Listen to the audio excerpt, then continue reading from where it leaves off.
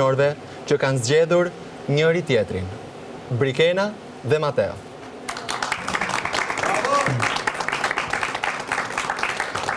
Historia e tyre nisi në një vend të pazakontë, në ndritat dhe emocionet e Big Brother VIP. Ata janë njohur edhe jashtë, por pikërisht këtu, mes sfidave dhe emocioneve të forta, rigjetën njëri tjetrin dhe kuptuan se lidhja e tyre është më e fortë se çdo sfidë. Brikena dhe Mateo, ju mësuat të besoni, të duroni dhe të mbështesni njëri tjetrin dhe kur ishte e vështirë. Dhe sot, përpara nesh, ju po bëni hapin më të rëndësishëm.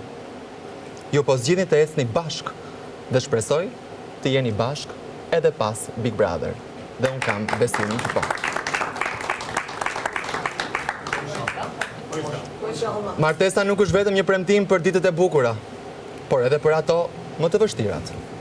Është një zotim për të qenë pranë njëri tjetrit, për të qeshur bashk, për të qarë bashk dhe për të ndërtuar një jetë me dashuri, respekt dhe mirëkuptim. Prandaj, përpara nesh, përpara dëshmitarëve, Arber Hajdari e Monika Kryemadhi, të këtij momenti të paharrueshëm, ju pyes.